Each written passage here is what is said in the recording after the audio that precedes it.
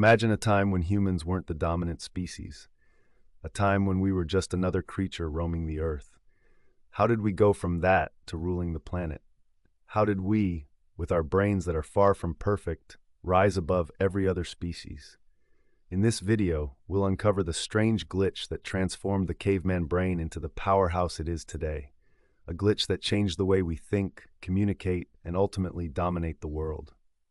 Stay tuned as we dive deep into the history of the human brain, how a shift in thinking turned the tides of evolution, and what it means for us today.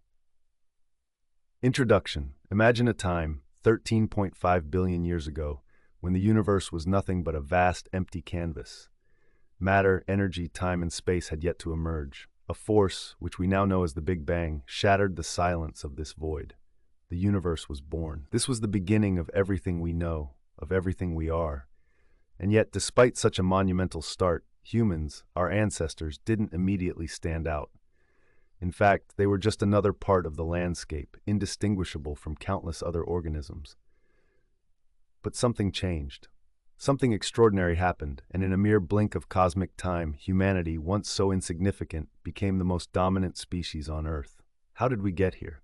How did we ascend from humble beginnings, sharing the planet with creatures far stronger, faster, and more suited to survival, to stand at the very top of the food chain? This journey, our journey, wasn't an easy one. It was marked by revolutions, by dramatic shifts in how we saw the world, how we interacted with it, and how we thought. Tonight, we'll journey back through time, tracing the three revolutions that reshaped us: the cognitive revolution, the agricultural revolution, the scientific revolution. It's a story that spans millions of years, a story that will make you question everything you thought you knew about the human race and our place in the cosmos. The beginning of it all. Let's start from the very beginning. Picture the scene, the universe, not yet fully formed. The Big Bang had just unleashed a rush of energy, and from that chaos, everything emerged. Over the course of millions of years, atoms formed, combining to create molecules, the building blocks of life itself. For billions of years, life on Earth followed a quiet, almost invisible path. Simple organisms evolved, adapted, and survived. But then, around 70,000 years ago, a dramatic shift occurred. Something new appeared. It was human beings, but they were nothing like us at first. They were part of a larger group of species, all belonging to the genus Homo, and in those early days, Homo sapiens were far from special. In fact, if you had been around back then, you wouldn't have noticed them at all. The world was full of other Homo species: Neanderthals, Homo erectus, Homo floresiensis. They were all part of the same family, each adapted to their unique environments. These early humans were not alone in the world, and for millions of years they coexisted. It's hard to imagine now, but many different types of humans once walked the earth. Some were sturdy and muscular, able to endure the brutal cold of the Ice Age. Others were smaller, surviving on far less food. Some adapted to the harsh conditions of the East, while others thrived in the plains of Africa. But despite all of this diversity, there was something unique about Homo sapiens. And that's where the story truly begins. The big brain. You may have wondered, why are we the ones who stand at the top of the food chain? Why are we the ones who built civilizations, explored the stars, and shaped the world as we know it? It's easy to think that it was our brains that made the difference. After all, we have enormous brains compared to other creatures. But bigger brains don't necessarily mean better survival skills. For example, a lion's brain is much smaller than ours, yet it's one of the most efficient predators on the planet. So what made us so special? Well, it turns out that the secret wasn't just the size of our brains, it was what we did with them. Our brains were capable of something no other species could achieve: the ability to tell stories. Not just any stories, but powerful, compelling stories that could inspire, unite, and shape the actions of entire groups. It was the birth of imagination. And with it came the rise of myths, religions, and the first complex social structures. Humans began to cooperate on a scale never before seen. We could share information, make plans, and organize in ways that other species simply could not. It was the power of language, the ability to communicate abstract concepts, that set us apart. And that ability sparked the first revolution, the cognitive revolution.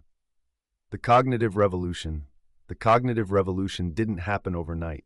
It wasn't a single event, but rather a slow, gradual transformation of human minds. Around 70,000 years ago, our ancestors began to think in new ways. They could not only understand the world around them, but also imagine things that weren't there, things that didn't even exist. They began to tell stories, to weave myths, and to create shared beliefs. With these shared beliefs, humans were able to cooperate in larger groups. They could plan for the future, create complex tools, and begin to shape their environment in ways that no other species could even begin to imagine. The cognitive revolution allowed us to rise above other species, and it marked the beginning of something extraordinary. But there was still a long road ahead. The agricultural revolution. Imagine a world where food is scarce, where every day is a struggle to find enough to eat, to survive. For 2.5 million years, humans lived this way as hunter-gatherers. They moved from place to place, following the rhythms of nature, relying on what they could find in the wild. But about 10,000 years ago, everything changed. Humans began to plant crops, to tame animals, to take control of their food supply. This was the agricultural revolution. It was a revolution that completely reshaped the way we lived, the way we thought, and the way we interacted with the world. For the first time, humans could stay in one place. They could build villages and later cities. They could accumulate surplus food, trade, and even develop complex systems of governance. The agricultural revolution was not just about food, it was about power. With food came wealth, and with wealth came the ability to control others. But this revolution also came with a cost. As humans began to domesticate animals, they exposed themselves to new diseases. The shift from a varied diet to one based on crops like wheat and rice created new vulnerabilities. And with the rise of civilizations came the rise of inequality, exploitation, and war. Money and purpose. With the rise of agriculture came a new system, money. It was born out of the need to trade, to exchange goods in a way that was more efficient than bartering. Money, like all human inventions, was a product of shared imagination. It didn't exist on its own. It only existed because we believed in it. But money wasn't just a tool for trade. It became a force that drove human behavior.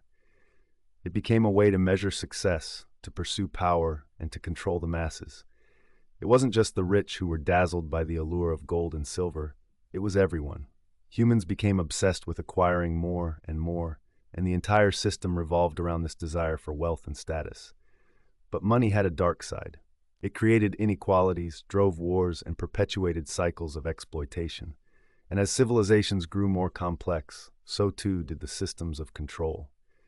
The power of the few over the many became a central feature of human history. The scientific revolution.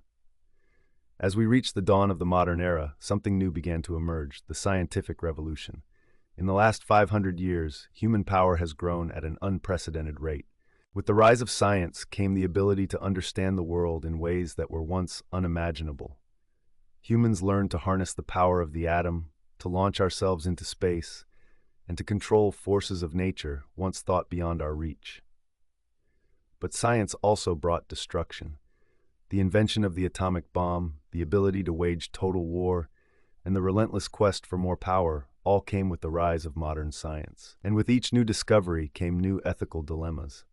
Could we control the forces we had unleashed, or were we at their mercy? The scientific revolution has given us extraordinary power, but it has also made us question our place in the world. Are we truly in control, or are we simply at the mercy of our own creations? Conclusion. Humanity's journey from the first spark of consciousness to the present day is a story of transformation.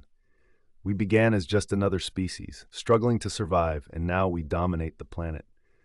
But along the way, we've made choices, some good, some bad, that have shaped the world in ways we are still struggling to understand. As we look to the future, we must ask ourselves, what will we do with the power we've gained?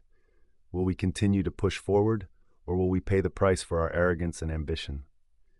The story of humanity is far from over. In fact, it's only just beginning. And as we stand on the precipice of the next great revolution, whether it be in technology, in society, or in our relationship with the planet, we must remember one thing. With great power comes great responsibility. What will we do with it? Only time will tell.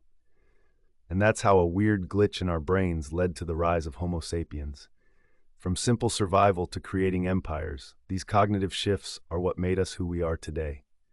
So what do you think? Are we truly in control of our evolution, or is something else at play? Let us know your thoughts in the comments below. If you found this video fascinating, don't forget to like, share, and subscribe for more mind-bending insights into the history of our species. Thanks for watching, and we'll see you in the next video.